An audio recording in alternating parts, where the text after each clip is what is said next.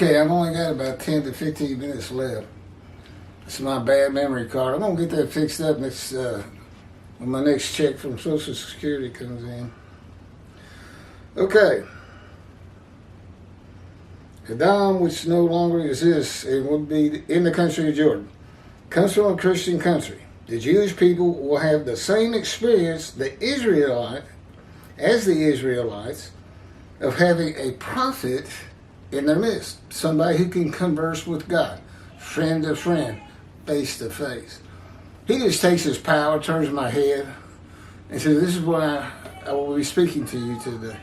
It can be anywhere in here, but it's almost always about 10 feet up, 10 feet away, maybe 15, up high, and to my right.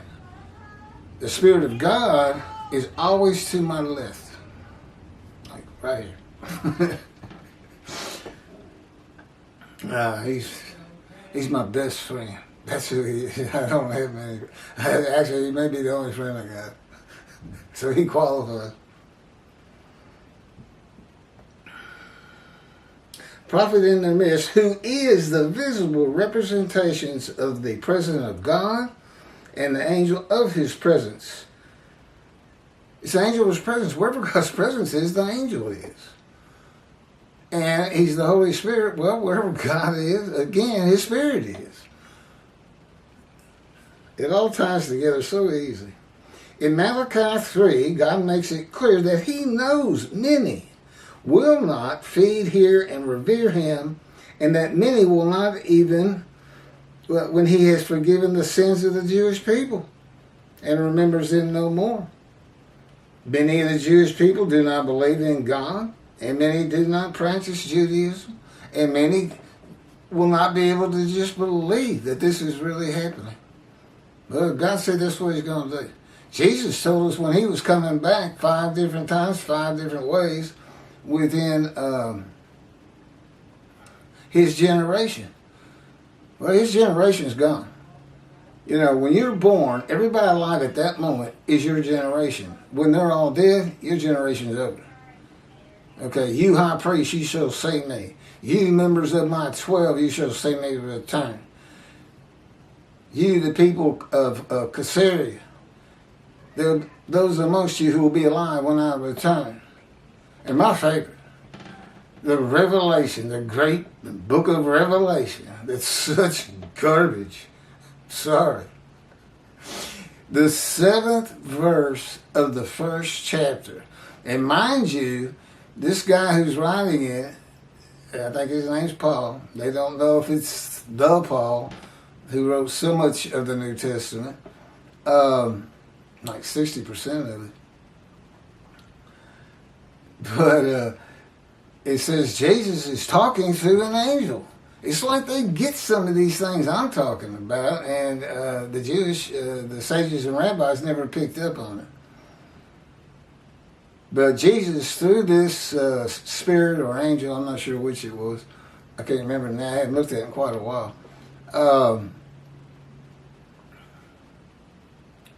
says, those who pierce me with the spear shall see me return. Well, that's when he was crucified and they stabbed him with spears to make sure he was dead. Well, those people are dead. He didn't come back. They didn't see him return. Caesarea, dead. The disciples, all 12, dead. The high priest, dead. Generations gone. He's not coming back. However, God says when the land blooms again after desolation, cities restored, Jerusalem rebuilt, I'm coming back. I'm going to make a new covenant. I'm going to put my temple amongst you. This is the covenant of friendship you find in Ezekiel. And you'll never be defeated and dispersed again. You'll no longer be the taunts of nations. The nations will know that I am still with Israel. That's it. That's your messianic era. You know, you don't like it? Tough. That's what it's going to be. Because that's what God says it is. Now you tell me that's the messianic era you hear about. There's no pain, extraordinarily long lives, the world will all be together to worship the God of Israel. That will be the purpose of mankind. It's just an old fool rambling. It's what it is. Ch.11, 2 chapters in the Mishnah Torah on the laws of Ch.11. God calls him my servant David, a shepherd, a teacher, and of course, I teach these books. Anybody wants to get in the scroll of remembrance that's a rabbi, you're going to have to go to your flock and straighten Judaism out for me, as I'm doing it. Yeah, I don't know. I mean, most people out there aren't listening to me. I've got, 16,000 views the last 28 days, which is great. 750 to 1,000 a day. But that's counting all 50 videos. That's not one video. It's not like some of these other people who are really popular. But, it'll happen. When you go from ashes to riches, there's a journey. And this is a good part of it. And this is the kind of thing I enjoy, a challenge. And if you read my book, you'll see that. That my autobiographer, God, dictated. I said, oh, that's good. I like the way you're putting this together. I'm not a writer. I wasn't a religious person until God talked to me. And even then, I'm not religious. It's not like we go to a synagogue every Saturday or celebrate Shabbat. By and large, he just has me doing stuff like this. I'm the servant. He says, look, you can't pray to me. You can't worship me. I said, that part you don't have to worry about. After this 5 or 5, you're not going to get much worship out of me. And I know better than to ask you for anything. Yeah, I don't have self-will. I just kind of go along with, they'll say something like, you think you're going to watch that ball game tomorrow? I said, I'll know when I know. I don't need to think about it right now. Either I do or I don't. I shall endure, God. It's kind of how our conversations go sometimes. Okay. Almost done. Now, a bit of hurry.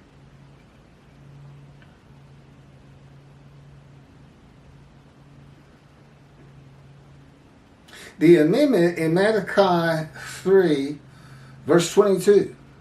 Be mindful of the teaching of my servant Moses, whom I charged and ordered with laws and rules for all Israel, rather than strict compliance. That and the fact that sin forgiveness is hooked into it is the only difference in the original covenant, and it's also why he made sure the remnant, all of the exiles of all 13 tribes came back, and as Ezra said, they gathered as one man. And today, that can't happen. You can't draw every Jew together and be the man Israel, but you can still be a holy seed, and whoever works on that temple, anything to do with it, including raising funds, buying property. Oh, and let me add this. I only got another paragraph to go. The Temple Mount. David took a census and angered God. And God put him to 3 tests. He failed. He selected an option that did not work out and was not well. And he went, he told God he was sorry. And for restitution, he went and bought that Temple Mount, that land. It was a thresher or something. I don't know what it was. But he went and bought it. That's why the Temple Mount is so important. And it's really the only reason. Just because there was a temple there before doesn't really mean that much. But David did buy it. Well, here's the thing. I'm the twig of the shoot, of the stump of Jesse. Okay? Quite literally, I am on the ancestral tree of King David. I'm a lawyer. I was a lawyer. God had me stop practicing the first 2 weeks. He said, you're not practicing law again. I told him, I said, what am I going to do about money? He said, you're not going to have any. And he kind of laughed. I think it was so funny. No, I didn't practice law since. I can't practice now. My license is terminated. They lapsed. Let me finish this up. Oh, yeah. Power of attorney, stuff like that. We conveyed this land to Keith Ellis McCarty as as agent, attorney in fact, for who's ever buying it. But you get a little bit of David in there. And I'm just a twig anyway. I'm so far removed from David. There's no resemblance. There's no, I'm not going to go out and fight Goliath or anything like that. So, the covenant is a metaphor with a degree of hyperbole. God announcing a new, less strict covenant, and says that all of the Jewish people will heed him, for he will forgive their iniquities and remember their sins no more. This is what you would expect if your God forgives all your sins. That you'll heed him. Okay? But the fact is, in Malachi 3, he says, I know better. But that's just how I wrote it. That's the way it should be. That's exactly how he says it. He makes it clear he knows it will not. No more than he believed the Israelites would become a sinless people and not break the covenant, not disobey it. They did, but he married them anyway. God knows what people do. He knows why they did it. He's God. Did you know what he said to me one time? He said, Keith, I created emotion. He can change my emotions. He can put me into a despair and depression that's so awful, and then just lift it. I mean, he utter control of me, and they're inside me. I'm just like this, almost like a puppet sometimes. They had me say what they would have me say, but it's always with my personality in mind. I still sound like me. I still may, I forget things just like me. Very forgetful person. Very forgetful. Anyway, I hope you enjoyed this. Again, I'm going to have to put it as 2 parts. I still haven't fixed my movie maker. For some reason, it's not taking my videos. These are my videos, my memory card. Because normally I would join them. You got 30 minutes and now you got another 10 or so, 40 minutes. But I don't know how hard it is to find a 15-minute video, but I'll check it out someday. But that's how I'm redoing he had me re-download and re-upload my 50 videos, which covers 50 chapters of Isaiah 53 in the day of the Lord, and a few from the life of God's righteous servant of Moshe of Isaiah 11 and 53. And there's a few on Jesus, none of which are complimentary, I assure you. Just to see some of the comments Christians come out, they're just a guess. And that's how you get him. That's how we take God's wrath to him. You got to recognize me and lift me up, which means you got to go study. Now, it's great. You get my ad-libs, and I'm reading from the book. But sometimes in a quiet place, just reading the book is better for you. And just knowing these are God's new words. He actually did come back. This guy, nobody could know all this. Nobody has ever known it before. How does he just appear? And with the story he's got, he's the only man who could ever satisfy Isaiah 53:10 and afflicted by God. Jesus wasn't afflicted by, Israel wasn't afflicted by God. And affliction by God in antiquity meant you were born blind, lame, crippled, or disfigured. That's certainly not Jesus Christ. God chose to crush him with disease. They changed the disease to sickness, but what you can't change is verse 12 where it says he was exposed to death. So that was a pretty severe sickness. With me, of course, cancer. And familiar with cancer comes in earlier. But, I had skin cancer. It wasn't anything. But the colon cancer was brutal. And lung cancer, I really never felt the effects of it. It's like he put it into my lungs before a time when he knew they were going to x-ray my lungs. And as soon as we went over them and they put my file up, he removed it. I mean, I didn't even cough. I didn't have trouble breathing, nothing. But now the colon cancer, I suffered like a dog because I didn't have health insurance and I didn't know what it was. And it was just a pain in my belly It had ruptured. I was bleeding internally. And for 3 months, until finally I was laying on the floor of this dingy apartment of a friend who traveled, dying. I wasn't going to make it another hour or two. I could not get up. I couldn't go for help. I could do nothing. The phone rang. My mom said, "Key, turn on the TV." It was the planes hitting New York. And then I saw all these relatives, just how tore up they were at losing loved ones.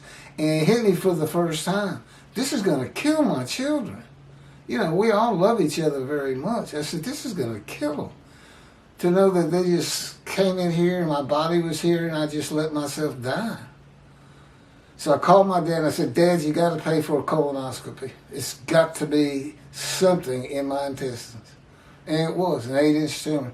I came out of that colostomy and the doctor says, "I couldn't get past this." And he shows me this picture of the intestine with this horrible purple blockage.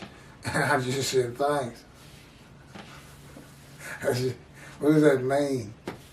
I didn't know. I've been so naive my whole life. Anyway, that's it for 11. We'll be picking up with 12. And this is a good one, but you got to put your thinking cap on. This is a good one. This is a real hit at the New Testament. And it's called Divine Inspiration of Prophecy Fulfilled. Or so they say. It's a good one. They're all good. They're all good. Wait till I get to the 53. There's 4 53s, chapters on Isaiah 53. There's one where you see Rashi's commentary, verse by verse, all 12 verses, and the 3 verses of Isaiah 52. We got Tovia Singer of Outraged Judaism in there with his infamous Isaiah 53. Yeah, we're going to publish it. Verse 10. And we got, Jews for Judaism. They better get busy. You think God's going to know when they have heard of this and when it is sufficient for them to look into it. You just tell them God has a sharp, keen eye on them and wants to see how they react, test their belief. He loves testing people. And he likes giving people the business, as we say in Texas. But anyway, that'll be fun to get to. This is going to take 2 hours to download and upload.